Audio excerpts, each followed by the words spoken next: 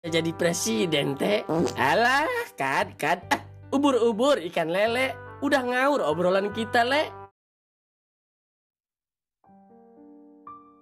Pewaris terakhir part 7. Malam itu, suasana di rumah keluarga Robi terasa sunyi. Lisa duduk di ruang tamu, jemarinya saling menggenggam erat. Matanya sesekali melirik ke arah Robi, kakaknya. Sebelum lanjut, mohon subscribe channel ini dulu teman-teman dan tonton sampai habis agar tidak ada kesalahpahaman yang terjadi. Yang duduk bersila di lantai dengan wajah serius. Bapak mereka duduk di kursi tua, sementara ibu hanya bisa menatap dari dapur. Tidak ingin ikut campur dalam pembicaraan yang pasti akan menyakitkan. Aku sudah memikirkannya, Bang. Suara Lisa lirih namun tegas. Aku ingin melanjutkan kuliah. Dan satu-satunya cara adalah menjual rumah itu. Robi terdiam. Hatinya terasa berat mendengar keputusan adiknya. Rumah ini bukan sekadar tempat tinggal, tetapi juga saksi bisu masa kecil Lisa. Tempat Lisa bermain hujan di halaman, tempat nenek Lisa mengajari membaca. Robi kaget bukan main karena sebelumnya Lisa enggan menjual rumahnya ke Bang Topan. Lisa, apa nggak ada cara lain? Tanya Robi, berharap ada alternatif lain. Lisa menggeleng. Aku sudah coba cari beasiswa, Bang. Tapi tetap nggak cukup buat biaya hidup dan kebutuhan lain. Kalau kita jual rumah itu, aku bisa kuliah tanpa khawatir soal uang. Bapak yang sejak tadi diam akhirnya menghela napas panjang. Kalian sudah besar. Bapak nggak mau ikut camper. Kalau ini memang yang terbaik buat kalian, silakan putuskan sendiri. Robi menatap Lisa.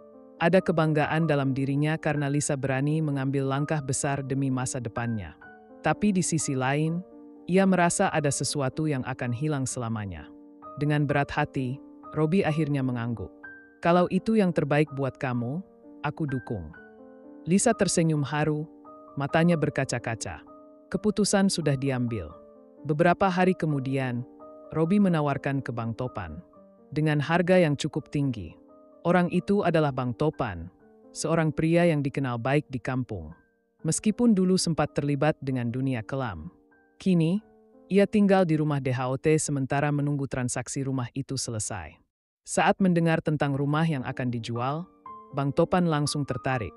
Namun, ada sesuatu yang mengganjal di hatinya. Ini rumahnya Lisa? Adiknya Robi? Tanya Bang Topan saat geng 4G, DHOT, Kona, Peot, dan Robi berkumpul di gardu pos ronda untuk membahas penjualan rumah. Robi mengangguk. Iya, Bang. Lisa butuh uang buat kuliah. Bang Topan terdiam, menatap kosong ke arah jalanan. Ia mengenal Robi dan Lisa sejak lama, dan ia tahu betapa berartinya rumah itu bagi mereka. Tapi kemudian, pikirannya teringat pada seseorang yang lebih membutuhkan tempat tinggal. Pak RT karena dulu rumahnya dibakar oleh musuhku, jawab Topan. Di sudut lain kampung, Pak RT duduk bersama Pak Rungkad di teras rumah sederhana. Wajahnya terlihat lelah, matanya menatap kosong ke arah langit. Beberapa waktu lalu, rumahnya habis terbakar oleh musuh Bang Topan. Kini, ia tidak punya apa-apa lagi. Pak Rungkad, suara Pak RT terdengar berat. Saya ingin Bapak yang menggantikan saya jadi RT. Pak Rungkad terkejut. Loh, kenapa saya? Pak, Bapak masih sanggup kok. Pak RT tersenyum kecil. Saya nggak punya apa-apa lagi. Saya nggak punya rumah, nggak punya keluarga. Saya nggak bisa terus-terusan bergantung sama orang lain. Pak Rungkad terdiam lama. Ia tahu bahwa Pak RT sangat mencintai kampung ini, dan pasti keputusan ini diambil dengan berat hati. Setelah berpikir sejenak, akhirnya ia mengangguk. Pak, saya akan gantikan Bapak. Mata Pak RT berkaca-kaca. Ini bukan hanya tentang jabatan, tetapi tentang kehilangan tempat yang selama ini menjadi rumahnya. Keesokan harinya, Bang Topan datang ke rumah Lisa dengan keputusan besar yang sudah ia buat. Lisa, aku jadi beli rumah ini, ucapnya. Lisa mengangguk. Terima kasih, Bang. Aku janji, uang ini akan aku pakai buat kuliah. Tapi kemudian, Bang Topan melanjutkan, tapi aku nggak beli ini buat aku sendiri. Lisa dan Robi menatapnya bingung. Maksudnya, Bang?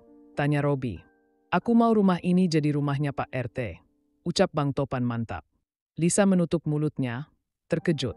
Tapi, Bang, Aku tahu rumah ini penuh kenangan buat kalian. Tapi Pak RT lebih butuh tempat tinggal sekarang, kata Bang Topan. Dan satu lagi.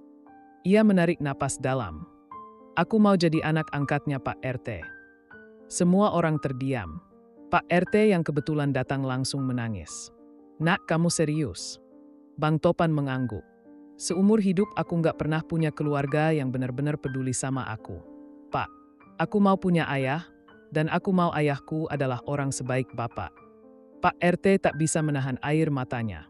Dengan suara bergetar, ia berkata, aku nggak pernah punya anak. Tapi sekarang Tuhan memberiku hadiah yang luar biasa. Malam itu, di bawah langit yang bertabur bintang, mereka semua duduk bersama di teras rumah yang kini menjadi milik Pak RT.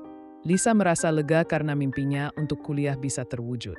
Robi tersenyum melihat adiknya bahagia.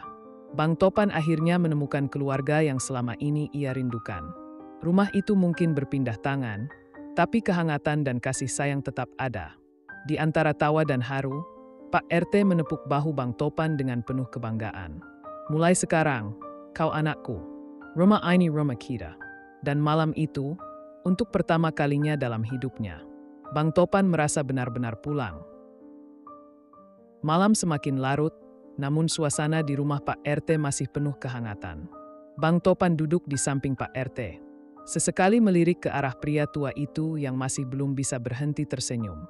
Kamu tahu, Nak, kata Pak RT pelan, seumur hidup, aku selalu mengabdi buat kampung ini. Tapi aku nggak pernah berpikir kalau suatu hari, kampung ini yang bakal menyelamatkan aku. Bang Topan tersenyum kecil. Dulu, aku hidup cuma buat diri sendiri. Pak, aku pikir kalau aku kuat, aku nggak butuh siapa-siapa. Tapi ternyata, keluarga itu penting. Pak RT menepuk bahunya. Sekarang kamu punya keluarga. Rumah ini rumahmu juga. Sementara itu, Lisa dan Robi duduk di halaman rumah, menikmati malam yang penuh kenangan. Lisa menatap langit, matanya berkilat karena air mata yang tertahan. Bang, aku bakal kenjan rumah ini. Bisiknya. Robi tersenyum tipis. Rumah itu bukan cuma tembok dan atap, Lis. Rumah itu orang-orangnya. Selama kita tetap dekat, kita selalu punya rumah. Lisa mengangguk, merasa sedikit lebih lega. Beberapa hari kemudian, Lisa bersiap untuk pergi ke kota tempat ia akan kuliah. Samuel warga kampung datang untuk melepasnya. DHOT, Kona, dan Peot berdiri di samping Robi. Sementara, Bang Topan berdiri di samping Pak RT, kini dengan kebanggaan baru sebagai anaknya. Saat Lisa masuk ke dalam mobil angkutan yang akan membawanya pergi, ia menatap kampungnya untuk terakhir kali sebelum kembali nanti. Rumah yang dulu miliknya kini menjadi milik Pak RT, tetapi ia tidak menyesal. Ketika mobil mulai melaju, air mata Lisa akhirnya jatuh. Robi hanya tersenyum dan mengangkat kepalan tangan, simbol persaudaraan mereka sejak kecil. Jaga diri baik-baik, Lis, gumamnya pelan. Beberapa bulan berlalu, dan kampung kembali hidup seperti biasa. Pak Rungkad kini resmi menjadi RT, dan meskipun awalnya ia canggung, ia mulai terbiasa dengan tanggung jawab barunya. Bang Topan semakin akrab dengan Pak RT, dan kini ia sering membantu mengurus kampung. Robi dan geng 4G tetap menjaga kampung mereka seperti biasa. Tetapi kini dengan semangat baru. Suatu hari, sebuah surat datang dari Lisa. Isinya penuh cerita tentang kehidupannya di kota. Bagaimana ia belajar banyak hal baru, dan bagaimana ia merindukan kampung halamannya. Aku bakal pulang pas libur semester. Kangen kalian semua, tulisnya di akhir surat. Robi tersenyum. Ia tahu bahwa meskipun rumah mereka telah berpindah tangan, hubungan mereka sebagai keluarga tetap utuh. Dan saat itu, ia menyadari satu hal. Rumah bukanlah sekadar tempat tinggal. Rumah adalah orang-orang yang kita cintai.